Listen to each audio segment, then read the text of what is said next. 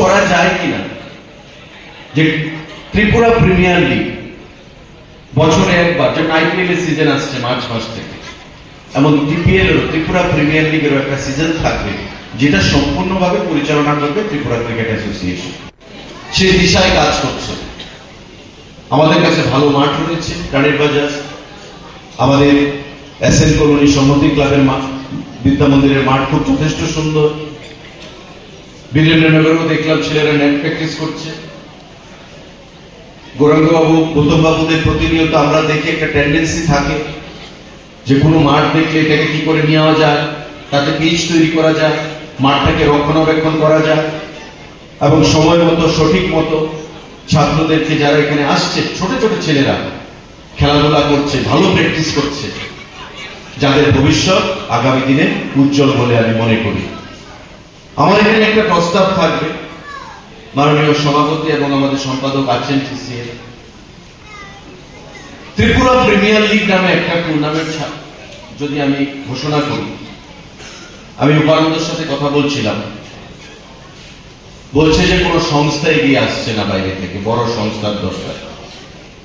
আমি যতটুকু জানি যে ফান্ড টিসিএর কাছে তত একটা সমস্যা নয়।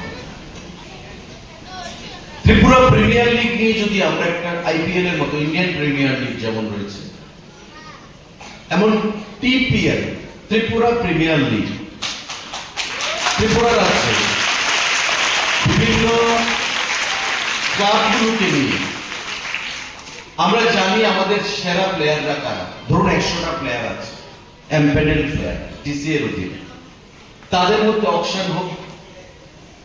তাদের মধ্যে যদি অকশন হয়, 15টা বা 20টা ক্লাব আমি বেছে নিলাম, বা সিলেক্টিভ ক্লাব আমি বেছে নিলাম, এবং ওই প্লেয়ারগুলোকে ওই ক্লাবের মধ্যে ডিস্ট্রিবিউট করা হবে অকশনের মাধ্যমে বা একটা সিস্টেম করে। রাজ্যে বিভিন্ন জায়গায় খেলাগুলো হলো, আগরতলা হলো, উদয়পুর হলো, ধর্মনগর হলো, যেখানে ফ্যাসিলিটিস রয়েছে।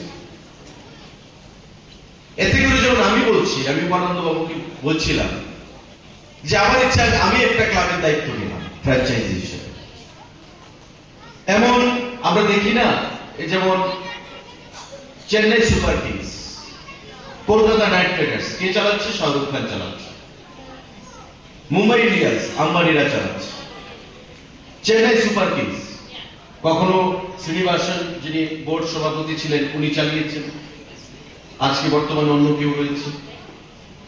আমাদের দিল্লি ডেয়ারডেভিলস, আমাদের পুনে ওয়ারিয়ার্স ছিল একটা সময় ছিল, রাজস্থান রয়্যালস এসছে।